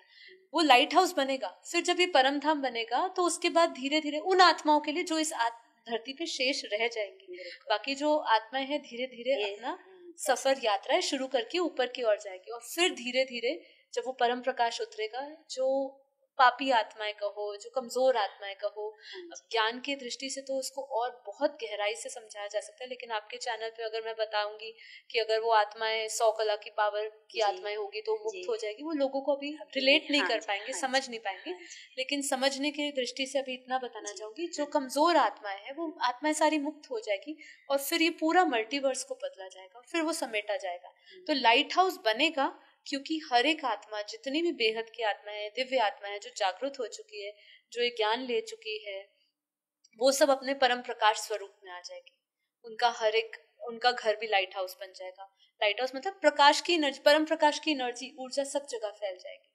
और फिर जब उनके साक्षात्कार होंगे और फिर वो पलायन कर जाएंगी, वो सारी आत्माएं चली जाएंगी और फिर उसके पीछे साक्षात्कार का पाठ भी चलेगा। आकारी परमात्मा करवाएगा सबको, एक बार अंतिम बार करवाएगा और फिर समेट लेंगे। पर ये ओवरऑल जो प्रोसेस है ये होगा और फिर उसके बाद समेटा जाएगा। तो बाकी तो देखो वो ऊपर करण करावन है, अब वो कैसे करता है, ये कब कैसे विधि होती है, ये तो हम लोगों ने जाना है, समझा है। बाकी हमें अपने ऊपर ध्यान देना है फिलहाल। तो उसके लिए आप सभी जल्दी जल्दी बेहद ज्ञान में आइए। हाँ, मैं आपको ऐसे इनवाइट करूंगी, बेहद ज्ञान सुनिए। तो आगे आप बहुत अच्छे से बता रहे हैं। तो लिखते हैं कि भगवान ने अर्जुन को कहा कि वेद पुराण शास्त्र जब तप यज्ञ छोड़कर फिर मेरे पास आ। ऐसा क्यों बोला? क्योंकि कहीं ना कहीं वो भी अधूरे हैं। क्योंकि देखिए, मैं एक बात बताती हूँ, ये कितने ऐसे लोग हुए जिन्होंने इन सब चीजों का सब चीजें कर ली। हाँ, यज्ञ कर लिया, तप कर लिया, लेकिन तो भी उनको परमात्मा, पुराण शास्त्र सब वेद पढ़ के बैठे हैं, कंठस्थ करके बैठे हैं, तो भी उनकी मुक्ति नहीं हुई। क्योंकि समर्पण एक बहुत बड़ा भाव है। ज्ञानी होना जरूरी है, पर ज्ञान स्वरूप धारण नहीं किया है, मतलब ज्ञान को धारण नहीं किया है, तो आपने तब भी किया, तब बिना जानकारी के किया, बिना समर्पण के किया, सिर्फ किताबों तक सीमित रखी अपनी बुद्धि, लेकिन उसमें समर्पण नहीं लाए। देने वाला कौन? जब तक मैं नहीं छूटा, अहंकार नहीं छूटा। क्योंकि अर्जुन का भी जब तक मैं था, मैं करने वाला था, युद्ध खत्म होने के बाद भी उसने यही पूछा कि मैं ना होता, मतलब सबसे श्रेष्ठ धनुधर कौन था, मतलब योग्य पूरा युद्ध में जीत का जो आधार था वो कौन था, है ना? तो अर्जुन को लगता था मैं हूँ, है ना? उस समय कर्ण के साथ भी हुआ जब युद्ध, तो उन्होंने भी ये था कि देखो उनके जो तीर था उससे सिर्फ जरा सा ही, थोड़ा सा उनका जो वो था रथ था, वो थोड़ा सा ही पीछे जा रहा था, और उनके एक प्रहार से रथ काफी पीछे जा रहा था। तो उस समय भी उनको मैं का अहंकार था, उनको ये नहीं पता था उनके साथ कौन है ना? तो बात यही आती है कि यज्ञ, तप, ध्यान जो भी आप कर रहे हो, शास्त्रों का कर रहे, ये सब आधार है। अंतिम में तो आपको समर्पण होना पड़ेगा। ये सब आपको क्यों दिए जाते हैं? ये रास्ते, ये मार्ग आपके समर्पण को बढ़ाने के लिए, आपको छूटने के लिए नहीं, आपको उसके और समर्पण और सम्मुख होने के लिए दिए जाते हैं। पर यदि आपका वही ज्ञान, वही शास्त्र आपका अहंकार बन जाता है, तो फिर वो मैं नहीं छूटा, तो फिर भगवान के पास कैसे जाओगे? मतलब वो कैसे? इसीलिए भगवान ने अर्जुन को समझाया कि तू मेरी शरण में आ। इसलिए कहा तू देह और देह के सर्व संबंध भूल, आत्मस्वरूप बन, मुझ परमात्मा पे आ, के पास आ, मैं तेरे सारे पापों का विनाश करूंगा। तो इसीलिए भगवान ने समझाया। बोलते हैं, बिल्कुल आपने बिल्कुल सही कहा। तो एक लिख रहे हैं, एक आत्मा है कि क्या डीएनए का असर स्पिरिचुअलिटी में होता है? उन्होंने उल्टा लिखा है, क्या स्पिरिचुअलिटी का असर डीएनए में होता है? बिल्कुल होता है। मेरा अभी कुछ दिन पहले ही लगभग शायद 772 एपिसोड्स होंगे, मतलब होगा नंबर, मुझे याद नहीं है, लेकिन उसमें मैंने क्लियरली बताया कि मेडिटेशन का, जैसे हम स्पिरिचुअलिटी की बात करें तो जो हम योग बापूजी हमें सिखाते हैं, मैं उसी योग की बात करूंगी, मैं दूसरे योग की बात नहीं करूंगी। जो बहुत सारे कुंडलिनी जागरण, साउंड योग, ये योग, वो योग, बहुत सारे सांसों के ऊपर ये योग, ये सब योग की बात नहीं करूंगी। जो बापूजी ने हमें योग सिखाया है, सेल्फ रियलाइजेशन का, आत्मस्वरूप का, उस योग से आपके डीएनए की सतहों को बदला जा सकता है। वो एपिसोड मैं आपसे रिक्वेस्ट करूंगी, आप जरूर डिस्क्रिप्शन बॉक्स में उसका लिंक डालेगा। बहुत डिटेल से समझाया है, क्योंकि हमारे डीएनए ऐसा उसमें समझाया था, क्योंकि मैं भी साइंस बैकग्राउंड से नहीं हूँ, तो मैं भी जब स्टडी कर रही थी तो उसमें बताया कि आपके जो सेल होते हैं उसके अंदर जो न्यूक्लियस होता है उसमें वो डीएनए होता है। अब वो डीएनए जब आप, उसमें बहुत क्लियरली, वो एपिसोड में बहुत क्लियरली समझाया है कि जब आप योग करते हो, जब आप ज्ञान से जुड़ते हो और ज्ञान आपके अंदर उतरने लग जाता है, वो भाव कि ज्ञान सुनने से क्या होता है, आपके भीतर वो भाव उतरने लगते हैं। मान लीजिए मैंने कहा कि अहम ब्रह्मास्मि, मैं ही ब्रह्म हूँ, ये मैंने कहा। अब ये एक शब्द है। अब इसी शब्द को, इसी ऊर्जा, जब ये ऊर्जा में बदलता है मेरे भीतर, जब ये प्राण ऊर्जा में बदलता है, तो मेरे भीतर के वाइब्रेशंस बदलने लगते हैं, तरंगे बदलने लगती है। अब वो तरंगे, वो वाइब्रेशंस, वो सिग्नल्स एक एक सेल में जाता है, और उससे जो डीएनए में हमारी कई स्मृतियां पड़ी हुई है, कई चीजें उसमें पड़ी हुई है, वो स्मृतियों को वो धीरे धीरे रिप्लेस करता है। इसलिए काफी चीजें कहते हैं जेनेटिक्स है, जीन्स में है, डीएनए में है, पर इसको परिवर्तन किया जा सकता है जब आप सच्चे योग से और सच्चे ज्ञान को उपलब्ध होते हो और उसको जीवन में उतारते हो, तो आपके भीतर के वाइब्रेशंस डीएनए तक पहुंचते हैं और डीएनए में भी परिवर्तन लाते हैं।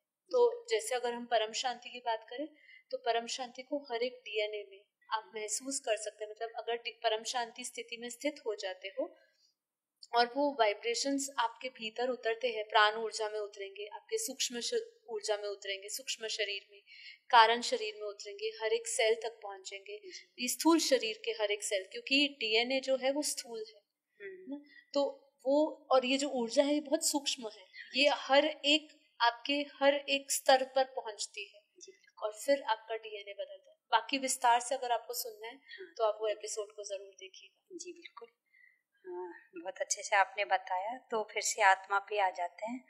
तो लिखते हैं कि बापूजी, आत्मा तो अजर अमर अविनाशी है, तो उसको ब्रह्म राक्षस कैसे खा सकते हैं? ये कॉन्सेप्ट उनको नहीं समझ में।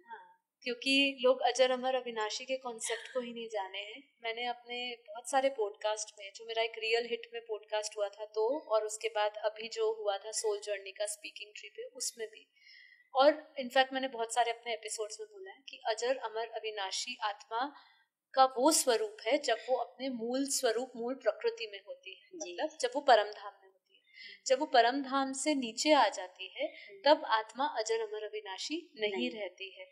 एक आत्मा दूसरी आत्मा को खाती है, एक आत्मा दूसरी आत्मा की पावर को लेती है। ये सब वेम्पायर्स, एनर्जी वेम्पायर्स का भी हमने एक एपिसोड करवाया था। बापूजी ने भी इसका बताया हुआ है, कैसे एक आत्मा दूसरी आत्मा की सूक्ष्म ऊर्जा खाती है। बापूजी ने बहुत सारे एपिसोड्स में बताया है। आज इल्यूमिनाटी है, ये भी क्या कर रहे हैं, एक आत्मा को दूसरी आत्मा एक खरीद रही है, वो ले रही है ना, उसको अपना गुलाम बना रही है। तो ये सब चीजें हो रही है। तो आत्मा अगर अजर अमर अविनाशी है तो कोई उसको खरीद और अपने गुलाम भी कैसे बना सकता है, उसको कैसे हब कर सकता है? तो ब्रह्म राक्षस बने हैं। ब्रह्म राक्षस जो है, ये तो ब्रह्म राक्षस तो जो ब्रह्म ज्ञान लेने के बाद भी ब्रह्म राक्षस रहते हैं, क्योंकि उनको ज्ञान को धारण नहीं किया होगा और कहीं ना कहीं उनके अंदर विकार वासना है। लेकिन हर एक आत्मा, आज एक आत्मा दूसरी आत्मा को खा रहे, यही वास्तविक सच है। लोगों को ये समझ इसलिए नहीं आता क्योंकि वो सूक्ष्म ऊर्जाओं को नहीं जानते हैं। अजर अमर अविनाशी का कॉन्सेप्ट है, लेकिन वो तभी है जब आत्मा अपने मूल में होती है, निराकार निर्गुण निर्विकार स्वरूप की तरफ भी जाए तो गैलेक्सी को खा रही है। हाँ, एक गैलेक्सी दूसरी गैलेक्सी को खा रही है। तो गैलेक्सी क्या है? कोई गैलेक्सी को चलाने वाला कौन है?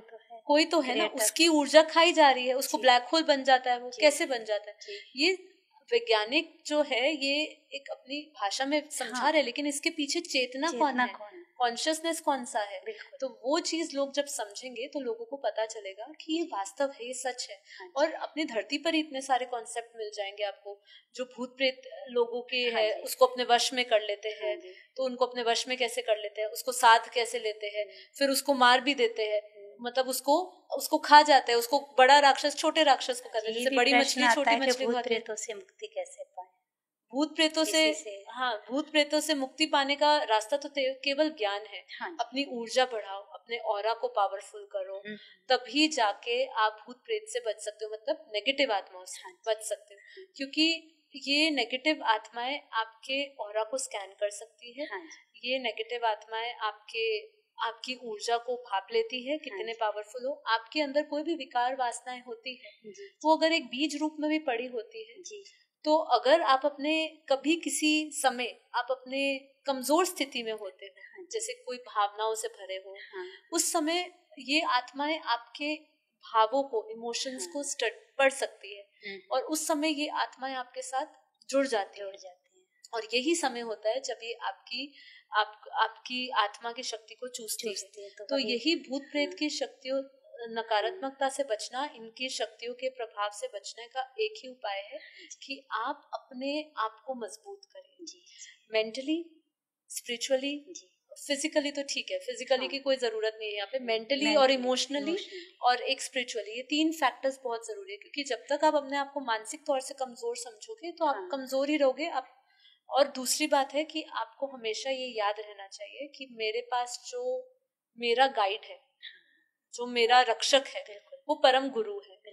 भूत प्रेत क्या, वो भी तो आत्मा ही है, जो मोक्ष नहीं प्राप्त करी, जो भटक रही है अपनी इच्छाएं कामनाओं के कारण। वो तो पावरफुल नहीं है ना, वो कहाँ पावरफुल है? वो कामनाओं के कारण, अपनी विकार वासनाओं के कारण भटक रही है बेचारी। उसके ऊपर दया करो, अपनी पावर उसको दो। बिल्कुल जी हमारा तो बहुत अच्छे से आपने बताया।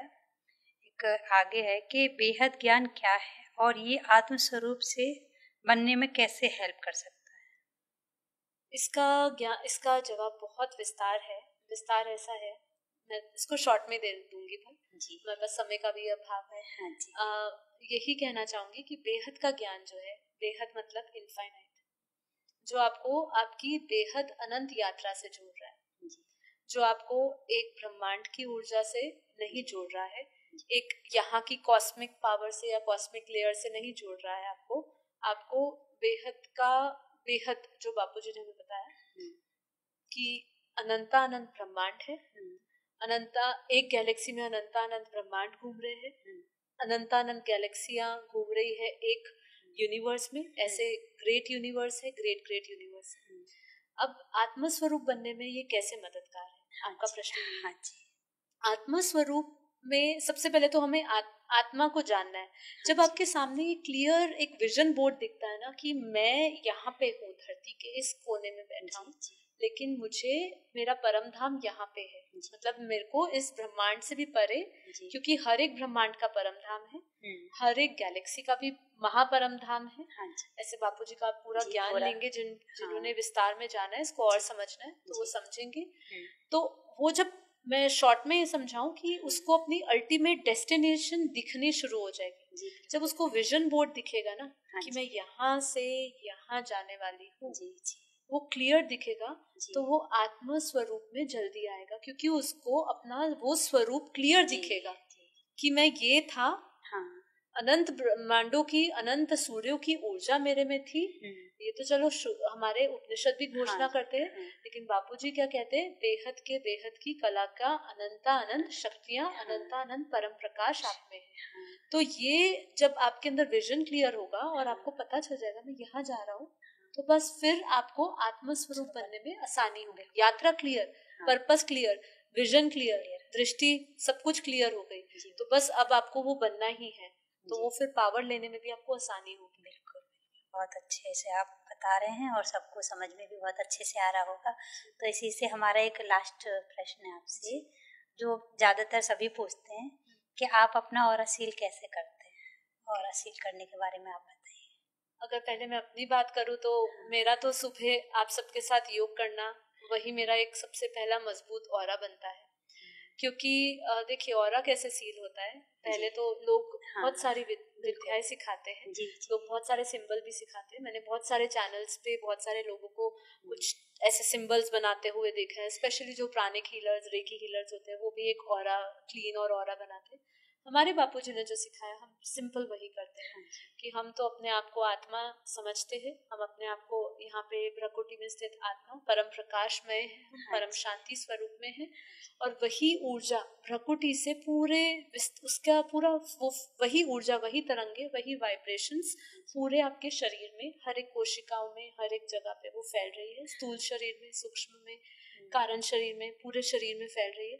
एक ऑरा आपके जो आसपास होता है, एक आपके भीतर है, तो जो आपके आसपास है हम ऐसा विजुअलाइज करते हैं कि आपके शरीर के 3 फुट बाहर देखिए, 4 फुट 6 फुट बाहर आपके आसपास एक दिव्य परम प्रकाश का गोला है, और वो परम प्रकाश के घेरा किससे बना है? परम शांति परम आनंद के वाइब्रेशन से है।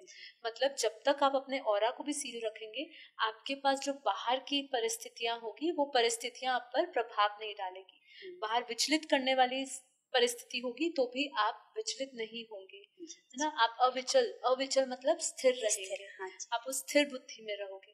तो इसलिए आप पहले तो ऑरा एक बार तो बनाए। सील कैसे करेंगे? हम साथ में परमात्मा को साथ में रखते हैं, क्योंकि देखिए हमारे पास इतनी शक्ति नहीं है कि हम अपने एक डिवाइन मतलब अपने उस ऑरा में, उस दिव्य प्रकाश में रहे। हमेशा जो सोर्स है उसको याद रखें, कि हमेशा एक सबकॉन्शियस माइंड में परमात्मा को याद रखें। परमात्मा आपको जैसे अपनी गोद में बिठाता है, ऐसी परमात्मा का एक दिव्य प्रकाश ऑरा है जो आपको लाइट दे रहा है, परम लाइट दे रहा है, और वो आपके ऑरा को प्रोटेक्ट कर रहा है। मैं तो ऐसे ही करती हूँ, और वो फिर एक सील हो जाता है। फिर अब इसमें ऐसा है कि जितनी बार आप अपनी बैटरी यूज करते हो उतनी वो डिस्चार्ज होती है फोन की, है ना। ऐसे ही आपके साथ है, आप जितने लोगों में संपर्क कर रहे हो, जितने लोगों के साथ उठ बैठ रहे हो, कैसी संग ले रहे हो, उसके अनुसार अगर आपको ऐसा लगता है मेरी एनर्जी डाउन हो रही है, अगर आप अपने इस अभ्यास में रहोगे, एक बार सुबह आपने अभ्यास किया, एक बार आपने घर से निकलने से पहले अभ्यास किया, क्योंकि इसमें क्या होता है, हमारे बापूजी ने कर्म योग सिखाया। हम एक बार इसका अभ्यास करते हैं ना, तो सबकॉन्शियस माइंड ऑटोमेटिकली याद दिलाता रहता है। ठीक है, मैं विस्तार से समझा रही हूँ। कभी कभी ये प्रोसेस नेचुरल हो जाता है, आपको प्रैक्टिस ऐसे याद नहीं करना पड़ता, अलार्म क्लॉक की तरह याद नहीं करना पड़ता, ये ऑटोमेटिकली स्वाभाविक हो जाता है। तो होता क्या है, अचानक से आपको लगेगा, बीच में आप प्रैक्टिस ऐसे कर सकते हो। 3 बार खाना खाते हो तो खाना खाने से पहले 3 बार आप अपना ऑरा सील करिए, वापस आंखें बंद करके सिर्फ 2 मिनट के लिए आंखें बंद करके परमात्मा को याद करिए, अपने इष्ट को याद करिए, अपने परम गुरु को याद करिए, उनसे परम शक्ति लीजिए, जो बेहद के बापूजी से जुड़े हैं, बेहद के ज्ञान से जुड़े हैं, उनके परम प्रकाश लीजिए, उनकी प्रकृति से अपने ऑरा जो आपका दिव्य प्रकाश है उसको डबल प्रोटेक्ट करिए, डबल लाइट में रहिए, इससे ऑरा सील हो जाएगा। कोई भी ये स्वाभाविक है, ये अपने आप हो जाता है, आपके चिंतन से ही होने लग जाता है। तो आज मैं आशा करती हूँ कि आप सभी भाई बहनों को जो भी प्रश्न ऑरा के ऊपर प्रश्न पूछते हैं तो उनको समझ में आ गया होगा कि ऑरा सील कैसे करें। एक वीडियो भी है, गाइडेड मेडिटेशन है प्रॉपर ऑरा प्रोटेक्शन के ऊपर, ऑरा सील के ऊपर। बहुत सारी वीडियोस आपको परम शांति मोटिवेशन मेडिटेशन चैनल पे मिलेगी, और बापूजी के चैनल पे आपको प्रॉपर विस्तार से ऑरा क्या है ये भी आपको पता चलेगा। जी, तो दीदी आपका आत्मस्वरूप चैनल पे आने के लिए बहुत बहुत धन्यवाद। जी, धन्यवाद आपका। आशा करती हूँ आप सभी को जो जितने भी प्रश्नों के जवाब दिए गए वो आपकी आत्मा के स्तर को बढ़ाए, चेतना के स्तर को बढ़ाए, और आप हमारे बापूजी के ज्ञान से जुड़िए। आपका बहुत बहुत धन्यवाद। बहुत ही सुंदर प्रश्न थे, और बापूजी के आशीर्वाद से कोशिश करी सबको संतुष्टिजनक जवाब दिया जाए। इसी के साथ फिर हम परम शांति बेहद की परम शांति सोचो, बोलो परम शांति। Join us daily for our morning live meditation, Monday to Saturday, 5:30 to 6:30 a.m. Join us daily for live meditation, 10 p.m. to 11 p.m. on YouTube Live. Subscribe now. Website www.paramshanti.org. Email us anand@paramshanti.org. Like, share, subscribe. Join today. बेहद की